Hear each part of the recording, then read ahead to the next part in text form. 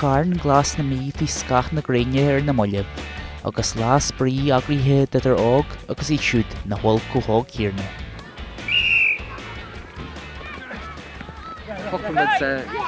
Málaibh muid daoine bhí oscinn tríochas tóíach nach nimríon níos mó le chéile le go bhéadach muid an scill a deir siad sa tátábhairne go bhheicna é tóí ar a Bhaile Peile, so sin an rud bhí tíhéir go an cé lás tóí agus seo an dar na bliain go agus cé go bhfuil a gile drámatíh mó a hána sa steach freisin thuclamid go deire chun air a thuirt ar goitéine tóí agus dar náam héin, so thuclamid an necha sin go cos an spríán agus bhí cailíonó go péinte leigans mar sin agus na Comórtas go gasar.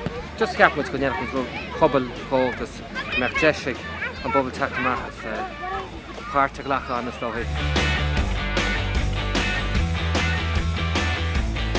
Tá anam Jack ó Murray agus tá mé 8 bliain a díos agus imíon mé le clonnig Gael. Tá sé an ácha buí agus tá mé a cúnaí an aiceile.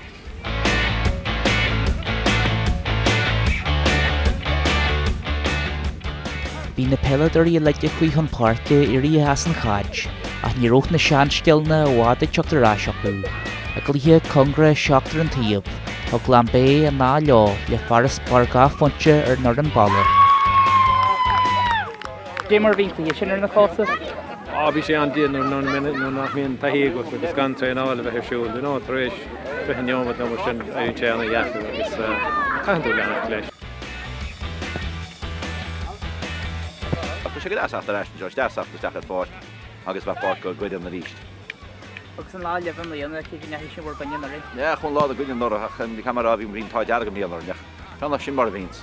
Beidir go scéal ar bhechanna bhín se thug nach lena í ránach údar teach le chéile agus sinna príomh. Ba aistear chun na mara a chu tús le Ghaeltacht Ráth Cairn, ach is aistear de Meon Eile a de Corlainn na Orbairt, agus fur ag teachta na Ghaeltachta í mar gheall ar an ghiile goháin. So céirí mé seo búgus de fósla isteach na seo socha agus tanlántástig se áitiúnta chu fád agus le héidir seo ar leúgus. Dúní deas a thuirsin seo a man na hásan seo ar báid. Sas dún lír ó hús me héin ach tá mé carfúman seo inis le beidir a bliain an nósa inis so agus fós mé ban as an áte neasaní honnacha so tá muid carfúin seo inis agus clán a thóga le.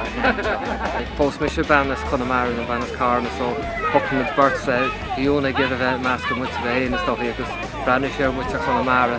Ní muis sásta go siar Bhaile Átha Cliath so brenn sé Ráth Cairn beidir mar áit go beidir sí cinna bheith meas go muid a bheith héana. Bhí go leorach go leor go deamach lechpáirte sin sin leo. Tá seans go méidir go meach gá sin an gobnú mar sin fós a steach san áit fós bannas an Ghaeltacht. Nó go dhéanann daoine i dreiste seach mar go heasta bhtha marachtal san Ghaeltacht agus a gláán a thógeal le Gaeilge.